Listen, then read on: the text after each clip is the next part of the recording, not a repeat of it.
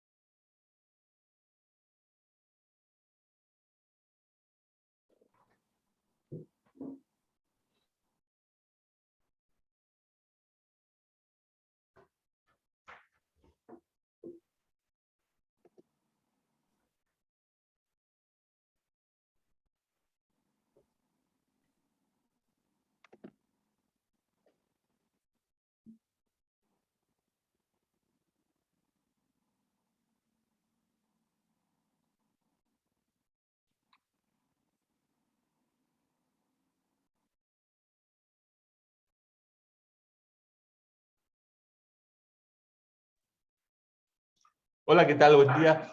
Esperamos unos minutitos más a que siga entrando bueno, en la audiencia y bueno, y empezamos. Gracias como siempre por acompañarnos.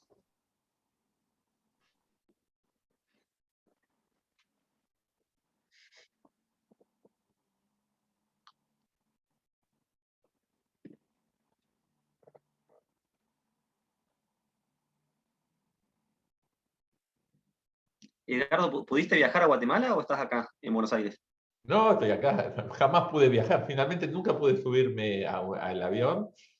No, para. El meeting de la que estamos hablando es en noviembre, la Montpellerina. Ah, Pero este año 2 veces tenía Liberty Fan allá y no pude viajar. ¿Ves? sí, es así. Es como una nota que saqué hoy sobre el Leviatán. Justo hoy publiqué una nota en Clarín. Ok, yo creo que para los que ya están, creo que es razonable empezar, son y 35. Bueno, hoy lo tenemos a Adrián Rabier. Mis presentaciones son muy cortitas, el título lo dice todo, la educación algo demasiado importante para que lo administre el Estado. Bueno, yo no tengo duda al respecto, pero bueno, vamos a escucharte, Adrián. Dale, muchas gracias por estar, como siempre. Y bueno, sentite en tu casa, dale, todo tuyo. Bueno, muchas gracias, Edgardo, por este espacio, también a Mercedes, y obviamente a los asistentes que están interesados en este tema que no es tan habitual en Argentina, en otros espacios, en algunos lugares. Hablar de un mercado de educación pareciera que es un sacrilegio, y bueno, voy a tratar de argumentar por qué la educación puede ser un mercado y debería ser un mercado abierto, competitivo, descentralizado, y las consecuencias de que demos un marco de reglas similar al que le damos a otros tantos mercados, como un restaurante, como la soja, como el trigo, como la carne, harían de la educación algo de mejor calidad, y también podría ser de alcance total para toda la población, de acuerdo a sus posibilidades y demás. Vamos a ver de qué estoy hablando. Para empezar, lo que propongo es contarles un cuento. Por el tiempo que tenemos, creo que no se puede hablar de muchos modelos, no va a alcanzar el tiempo para repasar la oferta, la demanda, los precios, el mercado y demás. Hay un cuento muy simple que un poco resume cómo funcionan los mercados, que tiene que ver con este autor, Leonard Read. En el año 1958 escribió un artículo que se llama Yo el lápiz. Precisamente ese cuento es el que Milton Friedman utilizó para su primer programa de Free to Choose, Libertad de Elegir, cuando abrió su programa de televisión en Estados Unidos con un lápiz en la mano, y un poco contaba el cuento de cómo es que se produce un lápiz. Porque la verdad que la educación se podría ofrecer de manera similar, entonces creo que vale la pena contar este cuento para entender cómo pueden funcionar los mercados, especialmente por si hay gente que no está formada en economía o no tiene esta mirada particular de entender los mercados. Bueno, Leonard Read básicamente se pone en lugar del lápiz y lo que nos dice es, bueno, ustedes ven, esto es una lapicera, ¿no? Pero supongamos que es un lápiz y ustedes ven un lápiz y parece ser algo muy simple, parece que cualquier persona podría producir un lápiz. Sin embargo, debo decir que esto es mucho más complejo de lo que uno a priori puede imaginar. Para demostrarles que producir un lápiz no es algo simple y que es más bien un milagro, lo que voy a hacer, dice Leonard Read, es contarles el árbol genealógico del lápiz. Entonces lo que hace es decir, bueno, el lápiz tiene madera. Como está hablando de Estados Unidos, se dice que la madera es producida en Oregon, y que en ese lugar hay una persona que está con un hacha golpeando un árbol para que éste caiga. Una vez que cae el árbol se sube a un camión junto a otros árboles y es trasladado a un aserradero que le da forma a esa madera, más parecida a la de un lápiz, que luego es trasladada a una fábrica para, junto con otros factores de producción, formar la producción de un lápiz. Entonces, uno lo que presta atención ahí son varios elementos, ¿no? Un tema es la división del trabajo. La producción de un lápiz requiere de muchas personas con tareas distintas. Este es un punto en el que Adam Smith también trabajó. Por otro lado, la especialización. Ese hombre que corta la madera se especializa en tirar abajo árboles, y no lo hace porque sabe que está produciendo un lápiz, lo hace porque hay una remuneración, un honorario, un ingreso que percibe por tirar abajo cantidades de árboles, y eso le genera un ingreso que a él le resulta en un buen incentivo para actuar. Y después aparecen varios elementos más. Por ejemplo, la coordinación social.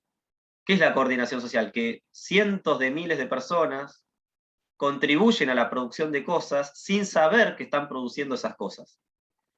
Esta persona, por ejemplo, que está tirando abajo del árbol, vamos a suponer que lo hace con un hacha, podría hacerlo con una sierra eléctrica, después ya sería un poco más complejo. Toma el hacha, tira abajo el árbol, y como decía, no está tirando abajo el árbol porque sabe que es parte de la producción de un lápiz. Lo hace guiado por ese beneficio que espera de cada árbol que tira. Después se irá a almorzar, volverá, seguirá tirando árboles y continuará al día siguiente, siempre buscando su propio beneficio, que es ese ingreso que tiene contratado para cada árbol que tira abajo.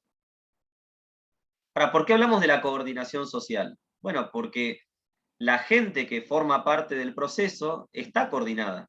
Lo mismo el hombre que maneja el camión, que va a trasladar la madera al aserradero. Es una persona que conduce un camión y realmente le da igual si en la carga que lleva atrás está trasladando vacas, está trasladando cemento, está trasladando madera o está trasladando cualquier cosa. Simplemente lo hace porque percibe un ingreso por los kilómetros que recorre con la determinada carga que le hayan colocado. Entonces ahí también vemos varios elementos. En términos de Adam Smith aparece una mano invisible, que es la que va a coordinar todo este proceso de producción. Aparece un orden espontáneo, que es un punto muy importante en el pensamiento escocés de Adam Smith, de David Hume, de Adam Ferguson, que de alguna manera dicen, bueno, hay un orden acá que permite la producción del lápiz sin que nadie esté guiando a todas las personas que participan de la producción para que hagan posible la producción del lápiz. Entonces, finalmente, vemos un proceso en el cual participan muchísimas personas, todas coordinadas, donde la función empresarial obviamente es muy importante. Lamentablemente en la microeconomía, la función empresarial está bastante ausente en los programas de estudio.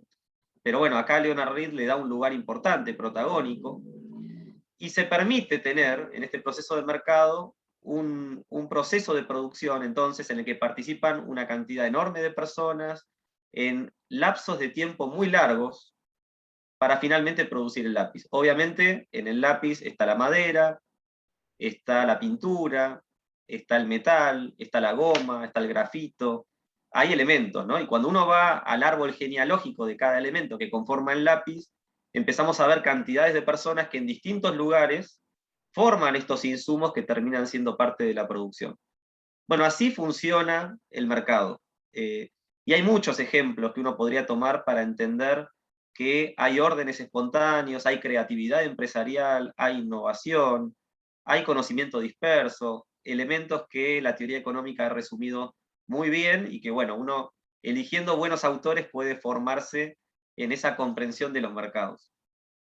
Yo creo que ahí hay mucho para profundizar. Por ejemplo, Hayek, en un artículo clásico de 1945 titulado El uso del conocimiento en la sociedad, es un artículo que precede a Hazlitt en este cuento que les estaba haciendo, precisamente cuenta un ejemplo como puede ser el del estaño.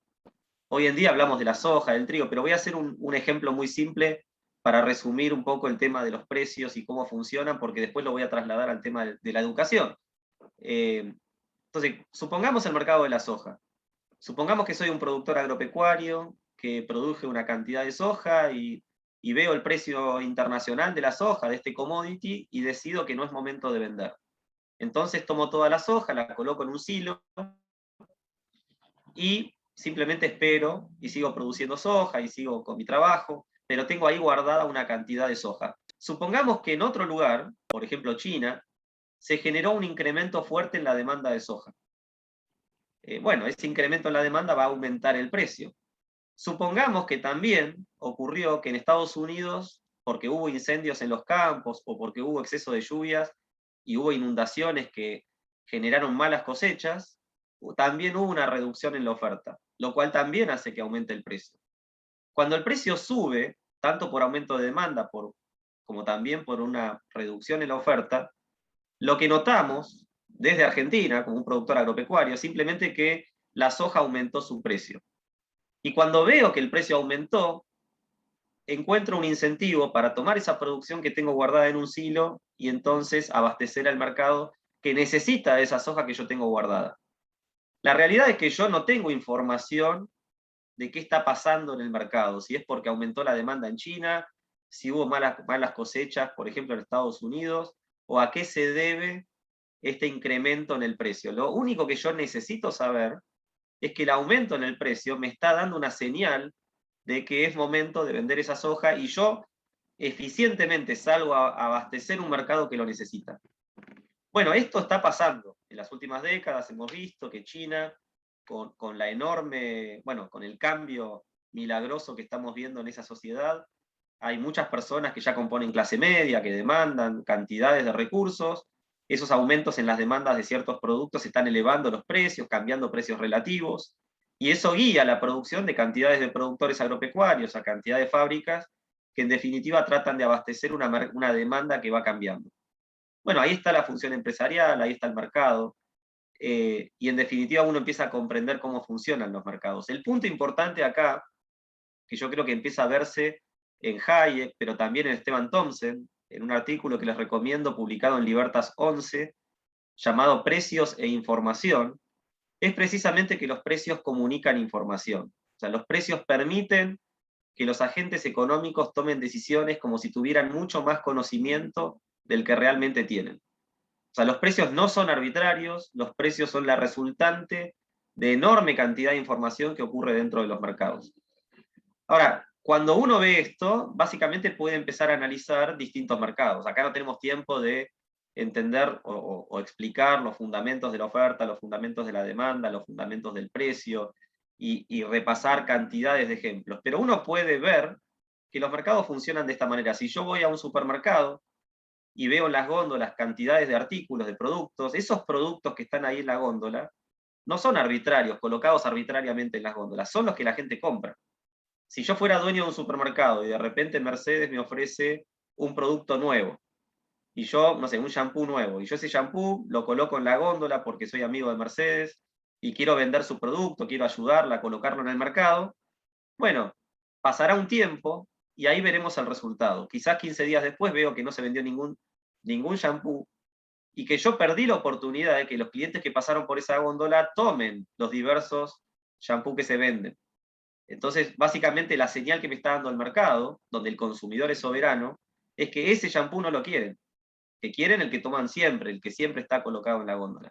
Entonces, finalmente vemos en el supermercado señales, múltiples señales, que el dueño del supermercado, el gerente de producción, el gerente de logística, toman en cuenta para decidir qué cosa ofrecen y qué cosa no ofrecen. Entonces, básicamente, en la góndola, cada artículo está ocupando un espacio de acuerdo a la demanda que hay. ¿Por qué vemos góndolas enteras de Coca-Cola? Bueno, porque hay mucha demanda de Coca-Cola, y si pusiéramos una góndola muy pequeña, permanentemente la persona que se ocupa del espacio tendría que estar reponiendo, el repositor tendría que estar reponiendo permanentemente ese producto que tiene mucha demanda. Y de otro nada. Entonces, en realidad lo que estamos viendo ahí es el mercado actuando, el mercado operando. En el propio supermercado, para tomar un ejemplo muy simple. Ahora, este ejemplo lo puede llevar al otro ejemplo, o sea, al caso contrario. ¿Qué pasa si ese shampoo de Mercedes tiene enorme demanda. Bueno, entonces ya voy a tener que hacer más espacio para seguir multiplicando los espacios que ocupan ese shampoo. En definitiva, el mercado manda, el consumidor es el que manda, y el productor, el empresario, no le queda otra que atender esa demanda si quiere obtener beneficios contables. Acá vendrá seguramente a la memoria de muchos de los asistentes esta idea del carnicero en Adam Smith, que no nos ofrece carne de calidad porque está interesado en nuestro bienestar, porque está interesado en darnos la mejor carne para nuestro bien, sino que quiere ganar dinero. Y la única manera de ganar dinero en un mercado libre es ofreciendo la carne de mejor calidad posible al mejor precio posible. Supongamos que un carnicero tiene ahí 1 kilo de carne que no pudo vender la última semana y ve que probablemente esté en mal estado. Bueno, lo mejor que puede hacer es retirarlo del stock, porque si lo deja y algún consumidor se llega a enfermar con carne en mal estado, toda su reputación como carnicero entraría a correr riesgo.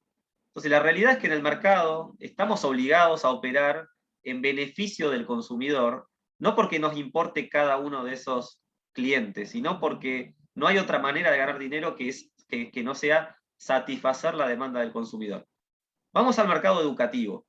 La educación es un mercado. Nosotros hace mucho tiempo en todo el mundo, y realmente no hay excepción, en todo el mundo, el gobierno se arrogó el administrar, planificar de manera centralizada el tema educativo. Y esto llevó al gobierno a decir, bueno, vamos a definir cuáles son los contenidos mínimos para cada materia, vamos a definir cuántos años tiene que estudiar un niño en la primaria, cuántos años tiene que estudiar un niño en la secundaria, vamos a otorgarles títulos por cada logro, en cada año, en cada grado, supongamos en la primaria, en la secundaria, en el bachillerato, en la universidad, con los posgrados, con los doctorados, con los postdoctorados, y a partir de ahí el gobierno se arroga entonces la planificación de todo el sistema educativo.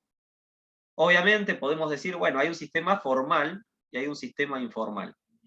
Ahora, el informal queda fuera de las grandes universidades, no tenés títulos acreditados, y bueno, y ahí empieza una cuestión que también vamos a tratar de revisar. Ahora, ¿cómo sería un mercado educativo privado? Esa es la pregunta que muchos nos hacemos, como si no se pudiera hacer esto. Bueno, la verdad que en el momento que uno comprende que el sistema educativo está compuesto por una oferta y una demanda, eso nos lleva a entender que es un mercado. ¿Quién está del lado de la oferta? Bueno, del lado de la oferta estarán las escuelas, hoy públicas y privadas, estarán los colegios secundarios, públicos y privados, estarán las universidades públicas y privadas, estarán los terciarios. Hay mucha oferta en el sistema educativo. Por supuesto, uno podría ver cualquiera de estas ofertas como empresas.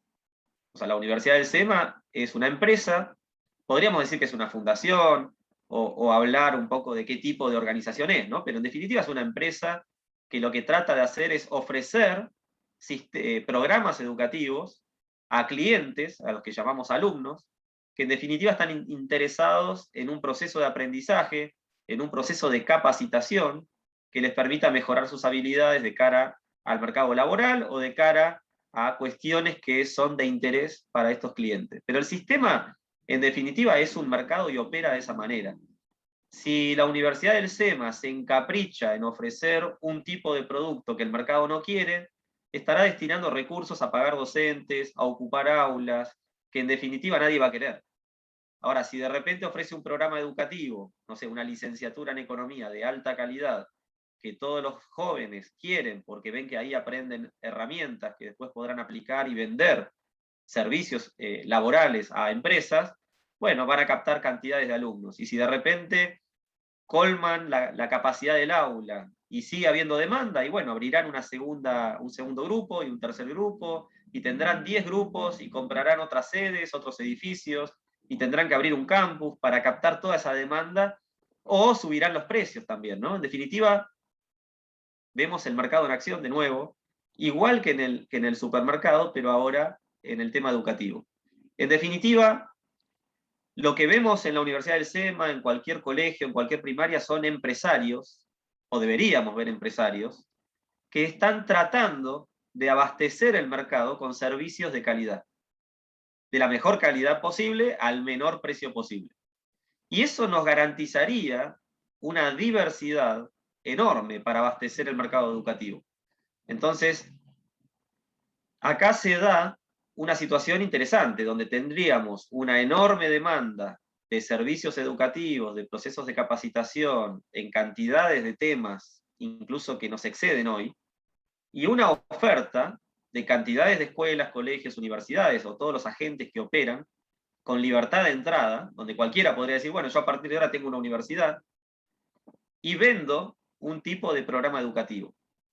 Bueno, a partir de ahí, esa oferta y esa demanda fijará precios, fijará calidad, fijará o ofrecerá diversidad, y lo que tendríamos es un sistema totalmente diferente, mucho más dinámico del que tenemos hoy. Entonces ahí viene la otra cuestión. Dice, ¿no necesitamos un Ministerio de Educación que planifique todo esto? Por ejemplo, que nos diga cuáles son los contenidos mínimos en primer grado en la escuela, que tiene que haber un mínimo de matemática para que los niños empiecen a conocer los números, que tiene que haber una materia de lengua para enseñarnos lo que es un verbo, un sustantivo, o aprender a leer y escribir. Bueno, claro, o sea, acá no hay duda, creo, en los asistentes, me imagino, sobre la necesidad de que las escuelas enseñen a leer y escribir, matemática y demás. Ahora, yo no me animo a decirle a una escuela que enseñe a leer y escribir o que enseñe matemática, como no me animo a decirle a un restaurante que ponga cubiertos en la mesa, o que ponga un plato, o que ponga un vaso, o que haya un mantel, o que haya sillas para sentarse. Fíjense que hay restaurantes que operan sin sillas y ofrecen nuevas maneras innovadoras, creativas de ofrecer productos, de comer parado, apurado o lento, o con música o sin música, o con más luz o menos luz, y la gente demanda una diversidad en los restaurantes, en los bares, que nos sorprenden a todos. O sea, es terriblemente dinámico el mercado. Entonces, cuando uno sugiere que podría haber en un mercado privado una escuela que ofrezca, de repente, que no te ofrezca matemática, que no te ofrezca lengua, y te ofrezca quizás cómo hacer una huerta, bueno, hay que dejarlo. Eso es parte del dinamismo del mercado. Ahora, ¿cuántos padres querrán llevar a sus niños a una escuela donde no se les enseña matemática o a leer y escribir? ¿Y cuánto, o sea, estamos de acuerdo en que sea el Estado el que va a definir obligatoriamente una cantidad de contenidos para todos los niños, independientemente de lo que sus padres quieran, si es que hablamos de los niños en nivel primario? Acá el punto un poco es que en un mercado libre, en educación, lo que uno supone es que va a haber, así como hay libertad, debería haber responsabilidad. Entonces, a un nivel universitario uno lo ve con claridad, pero incluso a nivel primario, los padres tendremos que averiguar entre toda la oferta educativa cuál es el mejor plan de estudio para nuestros hijos, de acuerdo a lo que queremos respecto de la educación de nuestros hijos, si es que queremos enviarlos a la escuela. O sea, me cuesta a mí ese estado paternalista que le diga al padre, su hijo tiene que ir a la escuela y tiene que aprender estos contenidos. Más bien, creo que tendríamos que tener libertad de elegir, en los mismos términos que Milton Friedman lo ha planteado, y también Rose Friedman, bueno, y tantos autores en tantos campos de estudio. El propio Edgardo creo que ha escrito mucho en esta materia, ¿no? ¿Y qué es esta libertad de elegir? Bueno, déjenme elegir a dónde quiero enviar a mi hijo. Ahora, si realmente los padres estamos todos de acuerdo de que nuestros hijos tienen que aprender a leer y escribir, que tienen que aprender matemática, que tienen que aprender ciencias naturales y sociales, entonces es muy probable que en la oferta académica de cualquier escuela que quiera captar alumnos, eso sea parte de la propuesta. Lo mismo pasa en un restaurante. Si un restaurante no te da un plato, no te da una oferta de menú con diversidad o una silla o los cubiertos, que serían lo básico en un restaurante, probablemente la gente no vaya a ese restaurante, lo mire de afuera, vea, o sea, ¿dónde me puedo sentar? Ah, no me puedo sentar en ningún lado, me voy. Entonces se darán cuenta de que sin sillas la gente no quiere comer parada. O quizás sí, uno puede probar, pero lo que quiero decir con esto es que la propia competencia debería llevar a las instituciones educativas a garantizar esos mínimos que hoy le damos la posibilidad al Ministerio de Educación que los planifique. Ahora, me parece que estamos en un sistema de hiperplanificado, el sistema que tenemos hoy en el mundo entero. No estoy cuestionando el sistema educativo en Argentina. Creo, o sea, que por supuesto se puede cuestionar dentro de todo lo que vamos a decir, sino que estoy cuestionando el sistema educativo global. Lo que estamos diciendo es, la educación podría ser un mercado. Si fuera un mercado, cada institución educativa sería una entidad en la cual los emprendedores estarían preocupados por innovar, por ser creativos, por ofrecer nuevos programas, con un dinamismo del cual todos vamos a ganar. O sea, seguramente esa entidad, supongamos el SEMA, sería una universidad que querría captar alumnos, y para eso tiene que ser innovadora, tiene que proponer programas de estudio excelentes, con excelencia académica, con investigadores, a los que seguramente tendrá que pagarles para que formen parte de un staff que en definitiva alimenten las propuestas educativas que todo el tiempo se están ofreciendo. Hoy en día estamos ahí, las universidades, viendo si el Ministerio de Educación, si CONIAU y demás nos permiten o no tener programas 100% en línea, si con eso podemos mantener las acreditaciones o no. Y en realidad son todos, o sea, realmente el Estado es una máquina de impedir que toda esta creatividad en el sistema educativo se pueda desplegar en niveles muy superiores a los que estamos viendo, bueno, hace siglos ya, ¿no?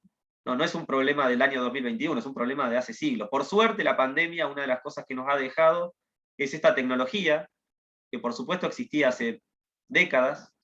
Nosotros dábamos clase con estas herramientas de hace mucho tiempo, pero se generalizó. Hoy en día todo el mundo conoce esto y hay una demanda enorme por programas 100% virtual, lo cual desde luego abre oportunidades para las universidades de ofrecer servicios, de recibir ingresos, de saltar fronteras, de saltar ministerios, de otorgar títulos por ahora no acreditados.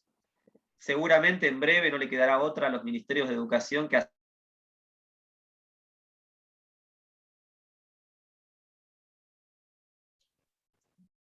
Adrián, se congeló tu imagen. A ver. Educativas. Ah. Se te había congelado la imagen, Adrián, un minuto, pero ya está. Ok, gracias, Mercedes. Me avisan si hay algún problema de imagen. Pero bueno, lo que estaba diciendo, o siguiendo con el hilo, hay provincias en Argentina donde hay universidades nacionales en el cual la sociedad destinó muchos recursos del contribuyente para formar universidades públicas que tienen muy pocos graduados en relación con la cantidad de recursos que se destinan a esas universidades. Entonces uno podría decir, bueno, ¿cuánto nos cuesta un graduado en Salta, en Tucumán, en Santiago del Estero, de acuerdo a estas universidades nacionales que tienen aparatos muy costosos para tener muy pocos graduados en cada año? De repente a una persona se le ocurre, bueno, vamos a crear una carrera nueva. Y aparece el financiamiento y se crea una carrera, por ejemplo, de licenciatura en economía. Ahora, cuando vamos a buscar, a ver cuántos alumnos se anotaron en esa carrera, hay 4 alumnos. Tenés 30 materias, 60 docentes, porque cada materia tiene que tener 2 docentes. En algunas casas de estudio todavía más docentes. Cuando hay una mesa de examen hay 3 docentes para un alumno, si es que lo hay. Y se ve una infraestructura enorme para ofrecer programas que nadie quiere. Bueno, es una manera de ver la ineficiencia del sistema educativo. Es impresionante el mal gasto de recursos que tiene la educación pública en todos los ámbitos, pero bueno, esto es una manera de identificarlo.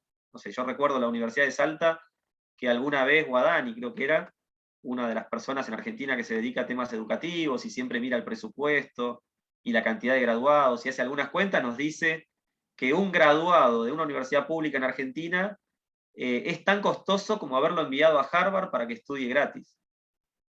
Hablamos de un graduado, nos cuesta $300.000 a una universidad pública en Argentina. Es un despropósito realmente, y cuesta creer que al contribuyente no le importe, o que el contribuyente disperso, que desconoce estas cuestiones, más allá de que salen en los diarios todos los años en determinado momento, Bueno, que no se preocupe por tratar de estimular a cambiar el estado de cosas. La realidad es que esta es la situación, el diagnóstico que uno puede hacer del sistema educativo es terrible, a nivel universitario, pero lo podemos llevar también a nivel primario.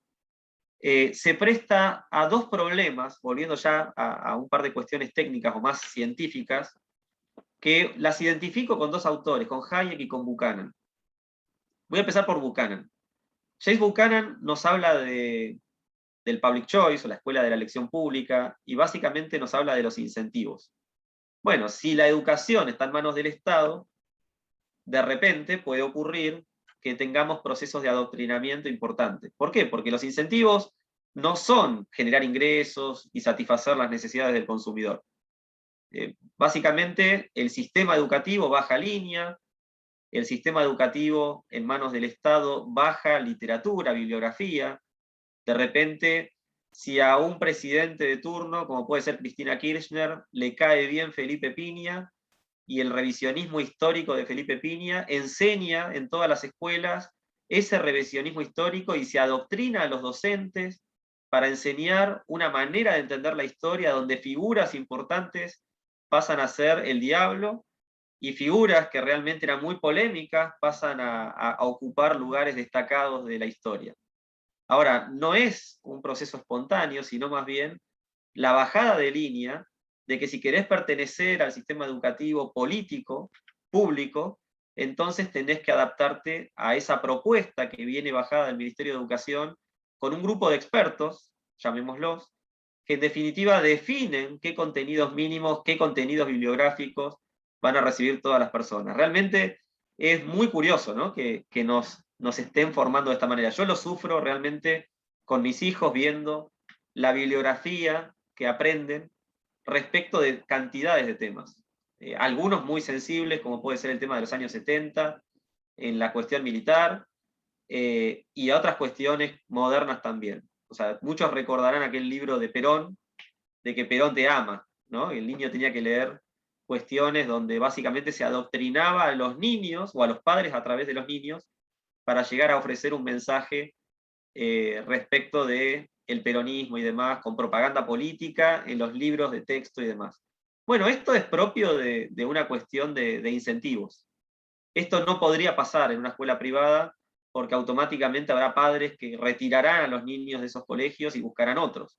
Ahora, hoy en día resulta muy costoso poder retirar a un niño de una escuela para llevarlo a otra donde va a pasar exactamente lo mismo, porque no hay más que un sistema 100% público y politizado. Uno dirá, bueno, no, pero hay colegios privados. Como dice Venegas Lynch, una universidad privada, un colegio privado, una escuela privada puede elegir si va a alfombrar el aula, si va a colocar aire acondicionado, calefacción en las aulas, si va a tener mejores aberturas, si va a tener mejores muebles, si va a tener un PowerPoint para poder proyectar, que por ahí las escuelas públicas con menos recursos no se puede hacer. Pero en lo que refiere a los contenidos académicos, todo viene definido desde el Ministerio de Educación. Entonces, realmente no hay escapatoria. O sea, el sistema educativo que tenemos hoy, tanto para escuelas públicas como privadas, es un sistema público, politizado, con perversos incentivos, con adoctrinamiento, a veces muy grave, a veces menos grave, pero realmente se adoctrina, y con un sistema que lamentablemente está muy lejos de la competencia, el sistema descentralizado, la creatividad empresarial, la innovación, que podría darnos un dinamismo del cual, por supuesto, saldríamos todos beneficiados, especialmente los que trabajamos en el sistema educativo. Por otro lado viene Hayek y nos dice, bueno, acá hay un punto más. Uno es el de los incentivos, y en esto creo que está claro. Tanto Perón como el kirchnerismo han hecho un mal uso del Ministerio de Educación, excesos que yo creo que incluso personas que por ahí no están tan de acuerdo con Hayek o con Buchanan también lo verán y lo cuestionarán. Pero realmente el sistema educativo en manos del Estado genera este tipo de cosas que obviamente son muy polémicas. Ahora, Hayek tiene un punto adicional, que nos dice cómo está la información, cómo está disperso el conocimiento en el mercado en el cual hay competencia y demás. Entonces, si yo quiero pensar hoy, por ejemplo, qué servicio quiero ofrecer al mercado. Yo quiero básicamente entender qué es lo que la gente quiere para ofrecerle el mejor servicio posible. Ahora, ¿qué es lo que la gente quiere? Uno podría arrogarse, como lo hacía el propio Perón, perdonen que estoy politizando un poco, que no me gusta hacerlo, pero me viene bien el ejemplo. Perón decía, yo sé lo que la gente quiere. La gente quiere comer, la gente quiere ropa, la gente quiere educación, la gente quiere salud, eso es lo que le vamos a dar. El propio Fidel Castro en Cuba dice, bueno, necesitamos médicos, bueno, hay miles y miles de médicos, muchos más de los que se necesitan, y bueno, habrá médicos que son taxistas y médicos que operan en otros mercados. Pero la realidad es que la pregunta de qué es lo que tenemos que producir en cualquier ámbito, en cualquier industria, depende de ese conocimiento disperso, que son como bits de información que están dispersos en las distintas personas que componen el mercado. Hablamos de millones de personas, en Argentina 45 millones de personas, cada una de las cuales tiene sus preferencias y que son totalmente subjetivas. El emprendedor puede tratar de adivinar lo que el consumidor quiere, pero nunca sabe lo que el consumidor quiere. Ahí es donde entra esta dinámica del mercado, donde uno puede ofrecer algo innovador, y veremos después si la gente quiere o no, si puede o no comprar aquello que se está ofreciendo. Si hay respuesta del mercado, entonces tendremos un dinamismo extraordinario. Yo, por ejemplo, recuerdo a BlackBerry, ofrecía unos teléfonos muy buenos, la gente los compraba, la empresa era millonaria. De repente hubo otras empresas que surgieron y BlackBerry desapareció porque no pudo continuar con el dinamismo, con la creatividad y la innovación que tuvo al inicio. Bueno, eso es el mercado. Cuando te va bien es porque estás ofreciendo un servicio de calidad. Cuando te va mal es porque el consumidor se está negando a comprar tu producto. Nosotros decimos siempre que el mercado es democrático. O sea, cada consumidor cuando va al mercado a comprar un producto vota, cuando elige un producto y lo compra, está votando para que ese producto se siga produciendo. Ahora, cuando va al mercado y se abstiene de comprar cantidades de productos, está votando para que esos productos no se compren. En definitiva, de nuevo, el consumidor es el soberano. En educación pasa lo mismo. O sea, nosotros podríamos ser emprendedores en una universidad y tratar de ofrecer programas educativos, pero si la gente no los compra, evidentemente, esa negativa me lleva a estar afuera del mercado. Entonces, el punto de Hayek acá es que el planificador central, el ministro de Educación, con todos sus directivos, con todos sus funcionarios, no tiene la información necesaria para ofrecerle al mercado la educación que la gente, que los clientes, que los consumidores, que los alumnos están necesitando o están pidiendo. No tiene esa información. O sea, tiene algo de información, la ofrece al mercado, pero al estar centralizado, carece de todos los conocimientos de tiempo y espacio y de todos los conocimientos que tienen cientos de miles de personas que operan en el mercado educativo, que no les queda más que seguir los lineamientos del Ministerio de Educación en lugar de estar creando y ofreciendo servicios diversos de calidad con una creatividad y una innovación que enriquecerían terriblemente la industria educativa. En lugar de tener millones de genios, tenemos a un genio tratando de imaginar qué es lo que el servicio educativo necesita. La conclusión es nefasta, o sea, es un monopolio en el peor de los sentidos, donde le estamos dando un poder enorme a una persona, a un grupo de personas, para que bajen lineamientos para cientos de miles de personas que ofrecen servicios educativos a los alumnos. Esto realmente es terrible. Si tuviéramos un mercado dinámico, como pasa con los restaurantes, habría seguramente un restaurante que solo ofrece pizza, habría algunos restaurantes que ofrecen excelentes platos de comida, habría lugares donde se ofrecerían, no sé, hamburguesas y solo hamburguesas, habría lugares con cantidad de propuestas que se podrían quizás ajustar mejor a lo que los consumidores quieren. En esa oferta heterogénea, creo que habría una respuesta para los millones de consumidores que hoy están comiendo todo lo mismo. Hoy están consumiendo la hamburguesa que el ministerio cree que ellos quieren consumir. Ahora, ¿qué pasa si querían un buen plato de ravioles? Bueno, eso no está en la planificación del Ministerio de Educación, con lo cual no se ofrece, y no es un problema de Argentina, insisto, es un problema general, es un problema global. Ahora, uno podría decir, bueno, pero si realmente abrimos la competencia, tendríamos una diversidad muy grande, es verdad, pero quizás muchos colegios, muchas escuelas serían muy malas. Bueno, si son muy malas quedarán afuera del mercado, porque nadie las elegiría. Bueno, es que quizás solamente estarían interesados por el título, y quizás se venderían títulos y demás. Bueno, en el mercado, cuando alguien observa que un título no se respalda con años de educación, asistencia a las entidades y demás, básicamente esa institución queda fuera del mercado. O sea, si yo quiero, supónganse que la Universidad del SEMA vende un título de licenciado en economía, pero el alumno no aprendió economía porque no fue a la universidad, ni tuvo buenos alumnos y demás. Si yo luego estoy en una empresa que necesita un consultor económico y salgo a buscar un consultor, quizás hasta pongo, como pasaba antes en los diarios, egresados de UCEMA abstenerse, como diciendo, no vengan a estudiar acá porque yo no los voy a contratar porque ustedes no saben economía.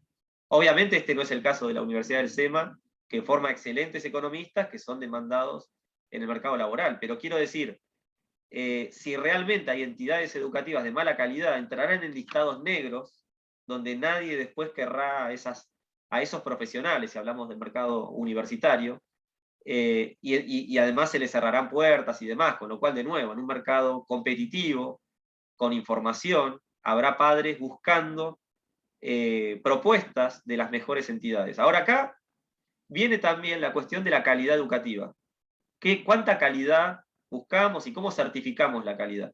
Bueno, no tiene que ser el Ministerio de Educación o la CONIAU la que certifique que un título tiene o no tiene calidad. Podría haber una empresa privada que se gane una reputación en el mercado certificando la calidad de que detrás de cada título hay una cantidad de años de estudio, una cantidad de docentes bien formados, una cantidad de bibliografía que asegure que el niño o el adulto que estudió garantiza los conocimientos que uno tiene. Entonces quizás estas entidades privadas colocarían listados y dirían, bueno, estas escuelas, que son cientos o miles o millones, están dentro de este listado internacional, auditadas por expertos en el sistema educativo, que están diciendo que estas personas cumplen, estas instituciones cumplen con cuestiones sanitarias, cumplen con cuestiones de forma, cumplen con buenos docentes formados y demás. El resto, bueno, operará en otra categoría, en otro, digamos, por fuera de estas certificaciones. En definitiva, lo que estaríamos diciendo con esto es que hay maneras de certificar calidad dentro de estos listados. Ahora uno podría decir, bueno, pero entonces una escuela privada podría comprar esa garantía de calidad en lugar de tenerla. Bueno, pero eso perjudicaría la reputación de esta calificadora, que en definitiva estaría calificando bien a una institución con mala calidad, comprometiendo su buen nombre y finalmente quizás quedando afuera del mercado una vez que esto se sepa. En definitiva, hay muchas maneras en las cuales un mercado privado podría operar. Yo, en esta charla breve, simplemente quiero decir que un mercado competitivo, descentralizado, como uno imagina, privado, sería extraordinario. Extraordinario en niveles que ni siquiera podemos imaginar. Cuando uno se plantea una serie de problemas, puede ser que la imaginación nos lleve a una serie de respuestas. Pero creo que va mucho más lejos de lo que nosotros podemos imaginar, como ha ocurrido en tantos sistemas educativos en el mundo cada vez que hemos visto el sistema abierto y competitivo. Realmente está mucho más lejos y mucho más avanzado, mucho más innovador y creativo de lo que yo puedo imaginar en estos pocos minutos y lo que les puedo contar respecto de cómo sería el sistema. Realmente estaríamos ante un sistema superior a lo que conocemos y a lo que podemos imaginar. Eso por un lado. Luego viene una pregunta más, y con esto voy a cerrar, y creo que está bueno dialogar, que tiene que ver con qué pasa con esos niños que hoy no pueden pagar escuelas privadas, colegios privados, universidades privadas, que se quedan afuera del esquema. Bueno, ahí la pregunta es distinta, ¿no? Hoy tenemos a un gobierno que ofrece escuelas, ofrece universidades, justamente para captar alumnos a los que va a formar.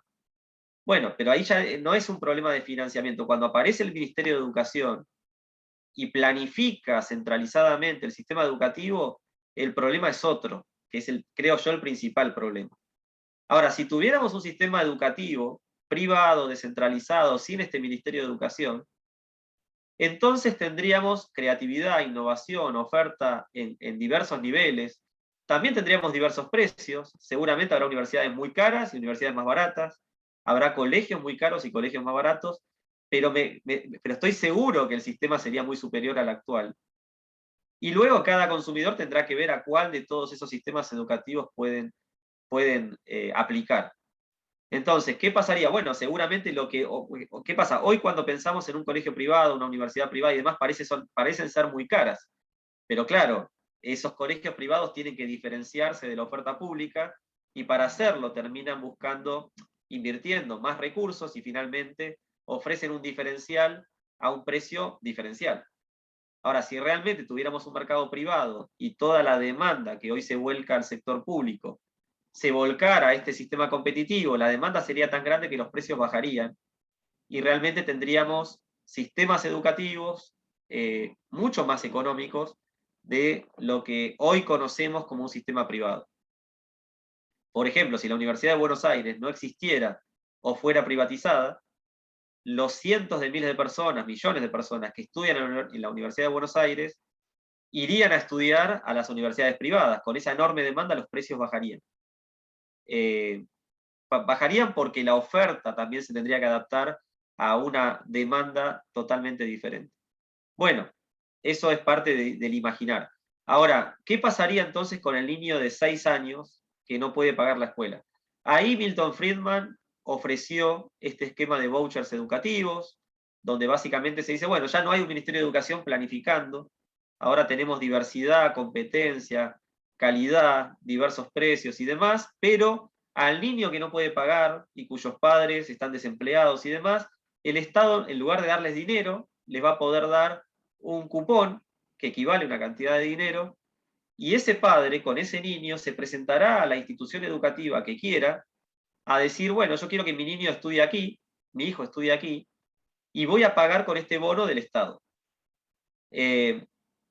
Cambia totalmente el esquema, cambia el esquema de incentivos, no se pervierte toda la creatividad y la innovación que podría haber en el sistema educativo, se gana muchísimo, pero aparecería un financiamiento estatal para aquellos que no lo pueden pagar.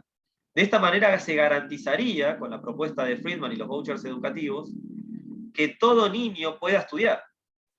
Pero el sistema seguiría siendo privado, seguiría siendo competitivo, seguiría siendo descentralizado y se aprovecharía del lado de la oferta toda la creatividad y la innovación que las propuestas educativas podrían tener.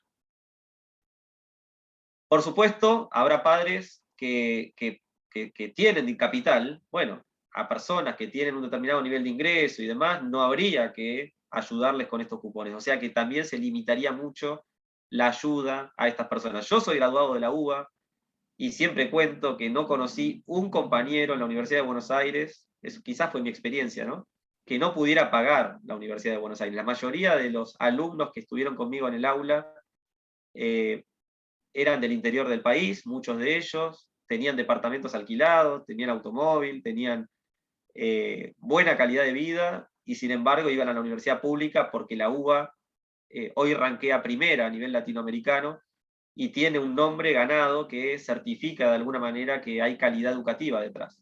O sea, yo mismo estudié en la Universidad de Buenos Aires. Sin embargo, creo que este esquema privado abriría una creatividad, incentivos muy distintos, y que puede ser todavía integral. Ahora, ahí viene un poco la polémica, muchos dicen, bueno, pero ¿por qué va a haber contribuyentes financiando la educación de estas personas que no pueden pagar? Bueno, hay otros esquemas. En algunos lugares, como en Estados Unidos, aparecen los créditos educativos.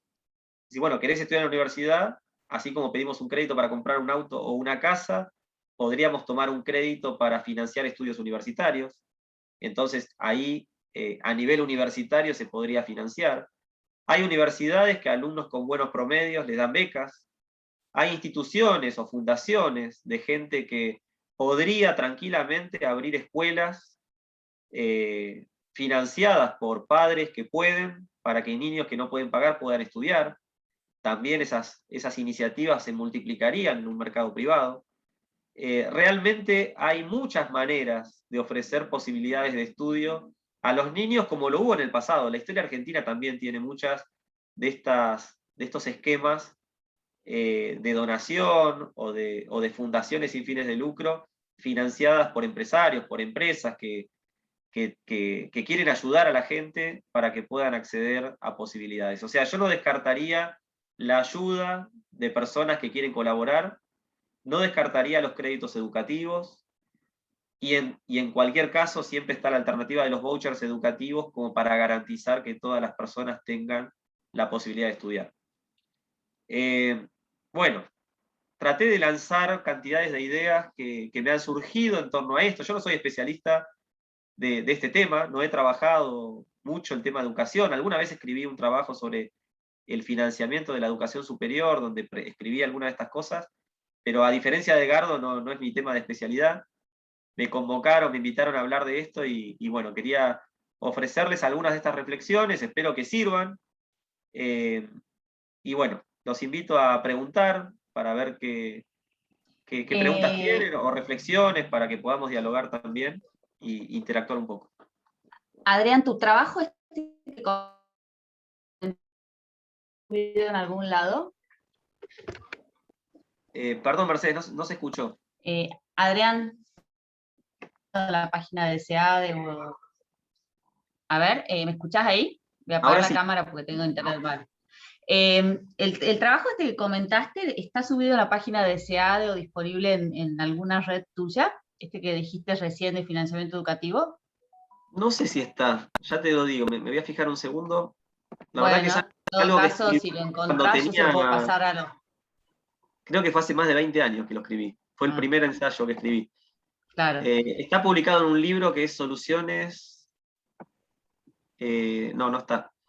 Ajá. Bueno. Soluciones para una Argentina en crisis, de la Fundación Atlas. Pero bueno. lo tengo en mi computadora, te lo puedo enviar apenas terminemos. Sí, no, porque alguien ha preguntado, y como bueno, hay muchas cosas que están compartidas tuyas en SEADE, por las dudas preguntaba. Adrián, perdón que apago la cámara, pero mi internet siempre anda mal a esta hora. Hay muchísimas preguntas, yo voy a unificar una de Juan Manuel con una mía. Bueno, obviamente yo soy liberal, y muchas gracias porque he leído cosas tuyas, pero voy a hacer una pregunta de abogado del diablo. ¿Qué pasa cuando los padres, esta es parte de la pregunta de Juan Manuel y parte de la mía, qué pasa cuando los padres no están en condiciones de decidir por sus hijos en la educación, ¿no? O sea, claramente la educación necesita un poco de competencia e incentivos, pero hay padres que no tienen ellos mismos un nivel de educación alto, y después hay montones de padres que, digamos, amigos míos, digamos, que trabajan 12 horas por día, la mujer también trabaja, están remando en dulce de leche, y por ahí no tienen tiempo de abrir los manuales de los hijos, controlar, van a las reuniones del colegio y las odian. O sea, vos por eso sos una persona súper culta y con un montón de libros publicados, y podés ver un manual de tu hijo y darte cuenta que le están diciendo cosas que no están buenas. Pero en definitiva, aunque el sistema fuera privado, digamos, también capaz le podrían dar un contenido de mala calidad al chico. ¿Y cómo se darían cuenta los padres? ¿Cómo se podría solucionar eso si el padre no es una persona hiperformada, hiperpreparada como vos o como Iván Carrino, qué sé yo, que obviamente a ustedes no les van a meter el perro? A mí o a cualquier persona que no se dedica a la academia, nos faltan las herramientas para evaluar por la educación de nuestros hijos. ¿Cómo compensamos este agujero, digamos, si poniendo que el sistema se vuelve privado? Bueno, a ver, un sistema libre, como dije, requiere responsabilidad, y eso nos obliga a los consumidores a averiguar, a dedicar tiempo, a informarnos, o a delegar esa información o esa decisión en otras personas en las que confiemos. Esto pasa en todos los ámbitos. Si estuviéramos discutiendo ahora jubilaciones y pensiones, o si estuviéramos discutiendo salud, a qué hospital voy, con qué médico me atiendo, en quién confío en la operación de hígado, o de corazón, o de pulmón, estoy poniendo mi vida en manos de alguien, bueno, me tengo que averiguar. Una persona no es que va al hospital público y opérenme cualquiera que esté ahí, sino Claro. que tratamos de buscar la persona más adecuada, que nos garantice que estamos poniendo nuestras vidas en ellos. Yo creo que para la gente lo mismo. La educación de tus hijos es importante, y eso te obliga de alguna manera moralmente a dedicar tiempo a encontrar la mejor escuela. Yo creo que en un sistema privado funcionaría esto que mencionaba de ciertas calificadoras que básicamente van a poder identificar, o sea, me imagino calificadoras privadas que hagan listados y digan, bueno, estos colegios, estas escuelas, estas universidades tienen la calidad que se requiere. Ahora, ¿esto requiere que haya un contribuyente financiando a la calificadora? No. Justamente la calificadora podrá cobrarle a las universidades, a los colegios, a las escuelas, para hacerles las auditorías y que entren en los listados, que en definitiva son los que los padres después van a buscar. O sea que también se podría distinguir a las instituciones que cuentan con los mínimos que uno requiere y los que no. O sea, en el mercado esto ya existe, empresas o países que tienen AAA, ¿viste? Son los mejores de todos, que tienen una categoría inferior o una categoría muy inferior. Y bueno, lo mismo sería con las entidades educativas. O sea, creo que habría manera privada de identificar fácilmente en listados la calidad que hay. Ahora, después, por más que esta calificadora diga que X colegio o X universidad es AAA, yo iría a averiguar, a escuchar al director cómo va a formar a mi hijo, con qué plan de estudio y demás. Ahora, está bien, lo que decías recién, Mercedes, es una pregunta lógica. Vamos al extremo. ¿Qué pasa si hay un peón de campo que se crió ordeñando vacas, trabajando en el campo, arreglando los alambrados, y su hijo nace en ese contexto y desde niño se sube a los caballos y ordeña las vacas, y no hay ninguna intención del padre de mandar a su hijo a la escuela? O sea, él no ve él ve el futuro de su hijo como el de él, en el que se crió y demás. Ahora, ¿debe el gobierno retirar a ese niño del campo y llevarlo a la escuela? Yo no me animo a decir eso. No me animo a ponerme por encima como Estado, o como intelectual, o como profesor, o como docente, o lo que sea.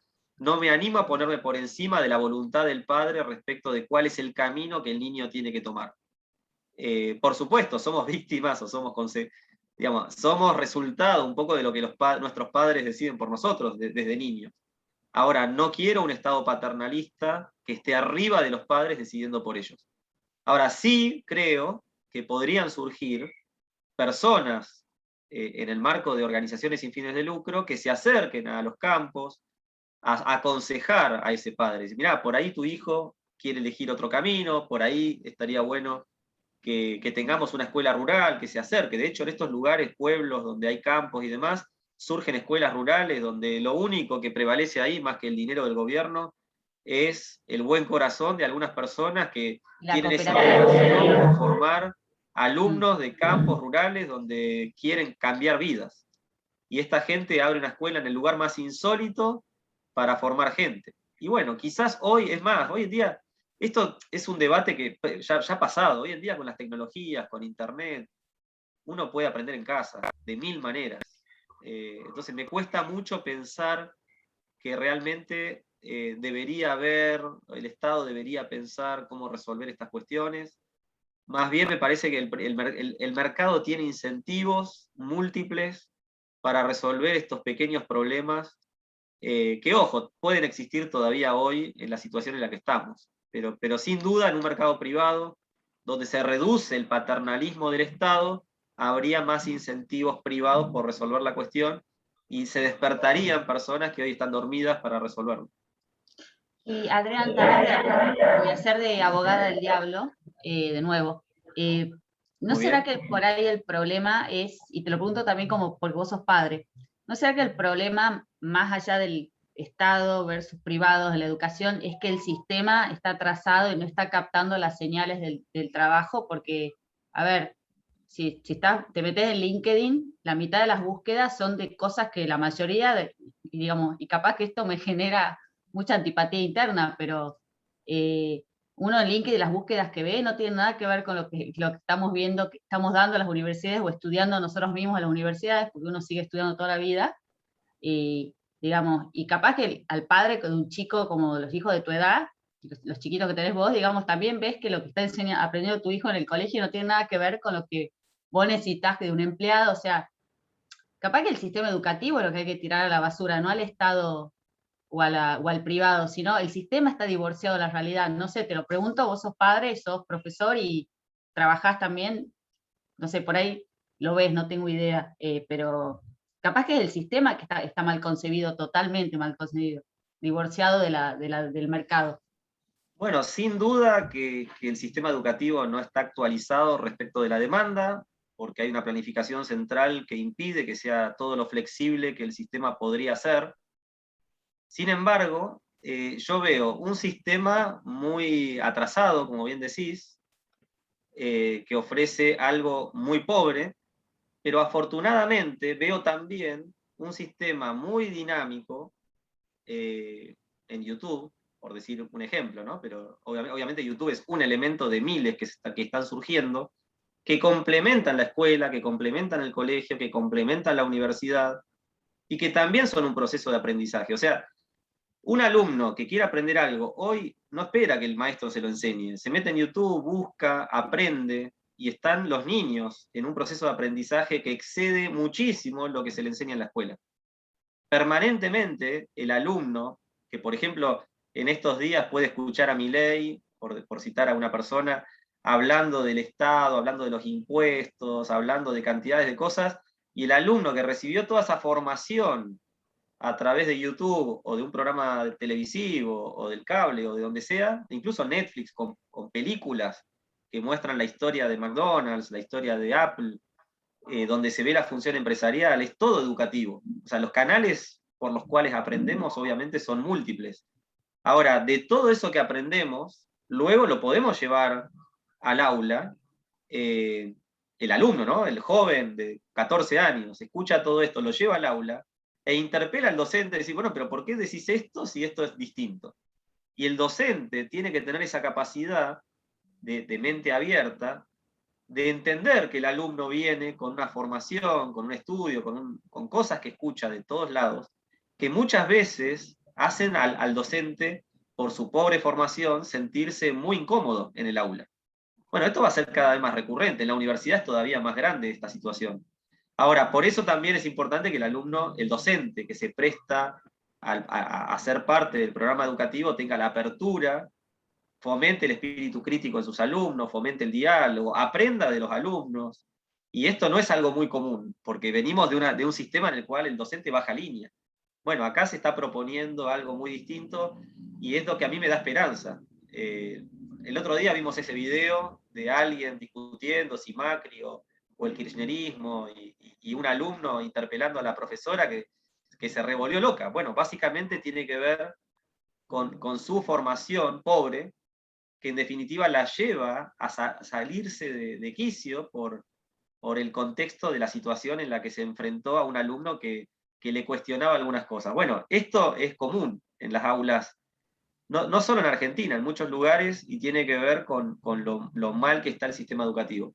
Ahora, ¿dónde radica mi optimismo de cara al futuro? Que los alumnos en general en Argentina van 4 horas a la escuela y luego siguen aprendiendo por muchos medios, por toda la tecnología, de muchísimas cosas que van generando ofertas nuevas de programas educativos que superan en mucho a la escuela. Y ahí aprendemos, o los mismos niños aprenden muchas cosas que les generan los incentivos para después de la escuela aprender de temas que son de interés para cada uno. Hay muchos chicos de 14, 15 años que ya manejan una literatura en economía, en administración de empresas, en política, en historia, que excede terriblemente lo que se les ha ofrecido en clase. Y eso da esperanza. Y bueno, ese es el sistema complementario, que cuando nosotros éramos niños no existía. Por ahí existían los libros, las enciclopedias, pero ahora es terrible la oferta educativa que complementa la escuela. Por eso quizás yo como padre me pregunté mucho tiempo, ¿quiero que mis hijos vayan 4 horas a la escuela o quiero que vayan jornada completa? Claro. No sé si me escuchás bien, Adrián, si me congela un poco tu imagen. Capaz que es el internet de acá. A ver. Así. Pero Adrián, ahí se me había congelado tu imagen. Yo voy a apagar mi video porque tengo mal internet. Te hago otra pregunta también. Bueno, hay una pregunta de Roberto, hay muchas preguntas, pero muchos preguntan también en esta línea, ¿no? En este mundo que nos estamos imaginando, en una hipótesis. ¿Qué se hace con los gremios? Pregunta Roberto, digamos, ¿tendrían alguna función? Y ¿tenés alguna idea de cómo se manejaría todo este tema de la capacitación docente, digamos, que es como paralelo al sistema educativo público? Hay toda una serie de institutos de formación docente y un montón de requisitos que se le pide, y créditos, ¿viste? Bueno, vos sos docente también, ¿viste? Que tenés que hacer determinados cursos, que hay juntas de calificación. ¿Eso también pasaría a estar manejado por agencias privadas o todavía no está resuelto? Bueno, yo, a ver, en primer lugar creo que ese problema está magnificado en Argentina. Ahí sí creo que entramos en un problema local propio de un sistema comunista en educación. O sea, prácticamente tenemos un sistema comunista. Aún, como dije antes, aún el privado se tiene que amoldar a todas las exigencias del Ministerio de Educación, y esto es un sistema de planificación central muy problemático. Pero yo creo que la presencia que los gremios, el poder que tienen los gremios en un país como Argentina, tiene dos razones: el tema sindical y el tema de los gremios. Por un lado, la inflación, que les da un lugar protagónico en las negociaciones permanentes con el gobierno, con el Ministerio de Educación y demás. Eso es un problema realmente, pero tiene que ver con la inflación. Si tuviéramos estabilidad monetaria, el lugar del gremio sería otro, ¿no? No se tendría que sentar permanentemente a negociar si hay paro educativo, Claro, si tendría hay más clases poder. o no, sino que realmente le damos a los sindicatos un lugar protagónico porque hay inflación. Eso te lleva a la negociación salarial y demás. Ahora, resuelto eso, yo creo que el rol de los sindicatos en Argentina en todas las industrias sería inferior, y el poder y la necesidad de los gremios sería inferior de parte de los trabajadores. El segundo problema es que es tan público el sistema argentino educativo, sacando la ciudad de Buenos Aires, es muy pobre la participación privada, especialmente en el interior del país. El programa, las propuestas educativas son en un porcentaje altísimo pública y muy poco privada. Entonces, eso es que el docente que quiere participar de la escuela pública tiene que amoldarse a un proceso de capacitación que ofrece el gobierno, donde también adoctrina a los docentes, como decía antes, porque tiene esos incentivos, y que en definitiva se baja una línea, se baja una bibliografía, se baja un revisionismo histórico que después termina siendo un problema. Ahora, ¿cómo sería esto en un sector privado? Básicamente, basta ver lo que hacen otros países. O sea, una persona que quiere ser profesor de matemática debe terminar el profesorado de matemática, y luego se le podrá exigir, pero eso sería parte de la escuela, del colegio, de la universidad, evaluar la calidad del docente, exigir a ese docente que tenga un proceso de actualización permanente. O sea, que si hay nuevos modelos, nuevas teorías, nuevas metodologías o nuevas pedagogías, que el docente las vaya incorporando de acuerdo a un proceso de actualización que deberían hacer de ellos mismos. Ahora, personas que no cuentan con esos antecedentes o esa actualización quedarán en la búsqueda laboral por debajo de otros candidatos mejor formados. Y la propia competencia en un sistema que funciona sería mejor. Ahora, en un sistema privado, yo imagino que una vez que ponemos a todos los padres a pagar por la educación, porque hoy no pagan, ¿no? Hoy es gran parte, en gran parte es el contribuyente el que paga la educación. Uno puede decir un padre que es contribuyente y paga indirectamente, pero si fuera directo y las personas empezaran a pagar por la educación de sus hijos, el sistema sería más competitivo, sería privado, sería rentable, y yo querría tener en mi colegio, si fuera el director de un colegio o el dueño de un colegio, la mejor oferta educativa, captando a los mejores docentes, a los que cumplen, a los que asisten, a los que no adhieren a los paros, a los que se actualizan. Y bueno, en ese proceso claramente habrá docentes por encima de otros, y que se ganarán espacios que tendrán también ingresos por encima de otros. En las universidades pasa algo diferente, porque funciona con esta dinámica, que de repente hay profesores que ganan más que otros, porque hay alumnos que quieren estudiar con ese docente y no con otro. Entonces, uno debe premiar la productividad, el conocimiento que algunos docentes tienen por encima de otros. Entonces ahí yo creo que habría incentivos en los docentes en querer tener más títulos, más conocimientos, estar más actualizados, para subir de categoría y también tener mejores ingresos. En la medida que homogeneizamos al plantel docente en cuanto a lo que se requiere de conocimientos o bibliografía, o en la medida de que solo premiamos la antigüedad, el incentivo que le estamos dando al docente en el sistema actual es que se siente en una silla de clase, acumule años, que siempre va a ir ganando un poquito más por la antigüedad que acumuló, en lugar de estar pidiendo actualización, nuevos títulos o nuevos conocimientos. Eh, Perfecto, Adrián. Te hago la última pregunta que pasa Agustín Navarro, una pregunta muy, muy Venegas Linches. Y después te voy a pedir un cierre, así, bueno, respetamos un poco los tiempos. La Bien. pregunta de Agustín es, bueno, suponiendo en un escenario que podemos poner la libertad de enseñanza, dice Agustín si no habría que poner ciertos límites, como prohibir que haya una escuela que reivindique el fascismo o el holocausto. Pregunta Agustín, ¿eso se debería prohibir, ese tipo de cosas, digamos? Y se está refiriendo a la paradoja de la tolerancia de Popper, digamos, diciendo, hay un cuello de botella en la tolerancia a la libertad total de enseñanza. ¿Cuál es tu, digamos, opinión al respecto? Yo no impediría nada en la medida que las propuestas educativas no generen efectos negativos en terceros. A ver, si hay una escuela que forma asesinos, o forma gente para robar bancos, y bueno, quizás habría algún tipo de acción que un juez puede tomar en el marco de la justicia para evitar que esos delincuentes después puedan hacer cosas, ¿no? No sé si por ahí va la pregunta. Pero en principio me cuesta mucho entender a quién le vamos a dar el poder de decidir qué se puede o qué no se puede enseñar. Y ahí creo que está el problema.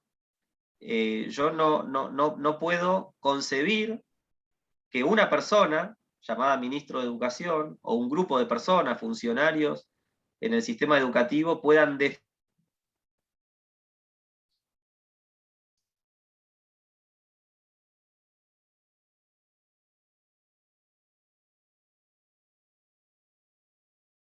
no ir a esos lugares y que esos lugares tengan sanción moral, quejas de muchos padres que irán a decir esta escuela no puede existir porque pasan barbaridades, más que algún tipo de sanción legal. Me parece que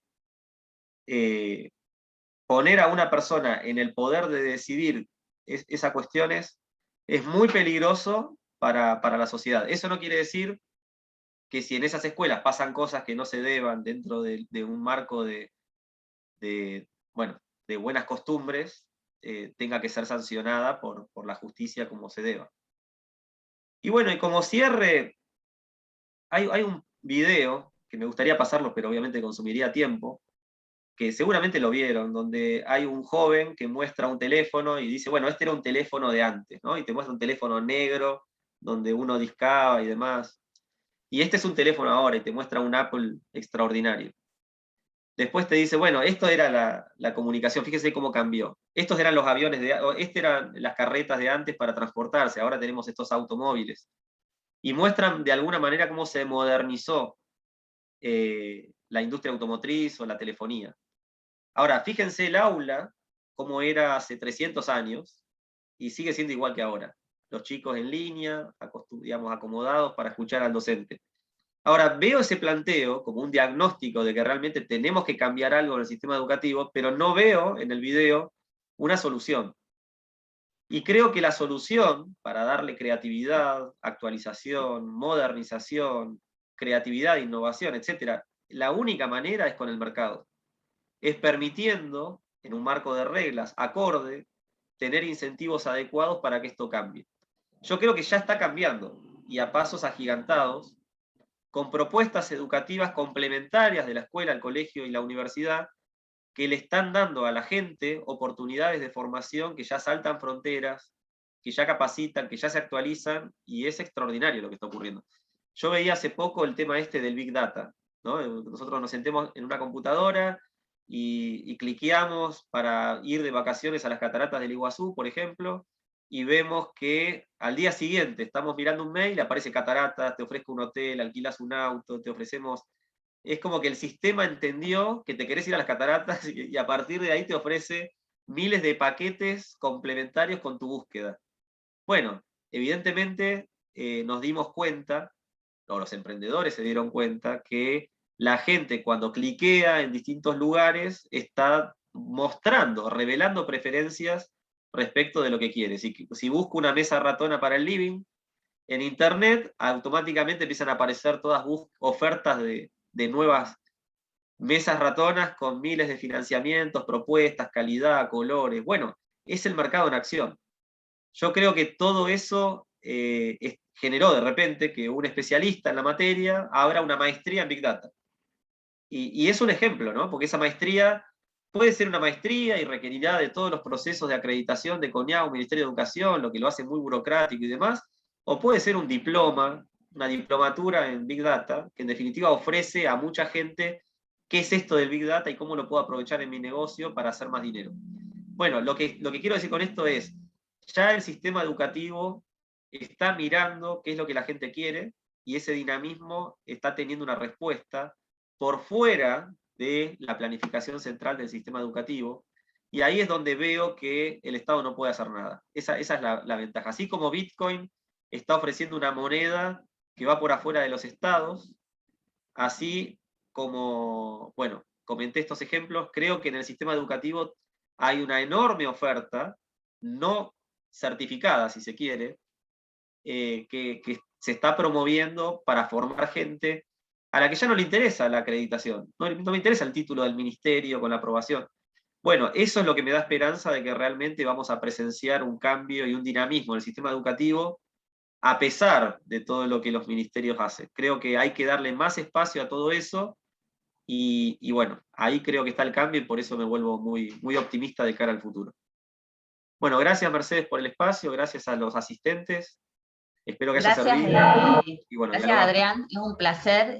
Bueno, te sigo mucho en las redes y es una maravilla ver a una persona joven, pero tan culta, tan profunda y que además, bueno, ahora está como de moda que todo el mundo es peleador en Twitter y vos siempre mantenés la compostura y los buenos modales. Defendés las ideas con pasión, pero mantenés la compostura y eso es muy lindo, porque ahora está de moda un poco otra onda.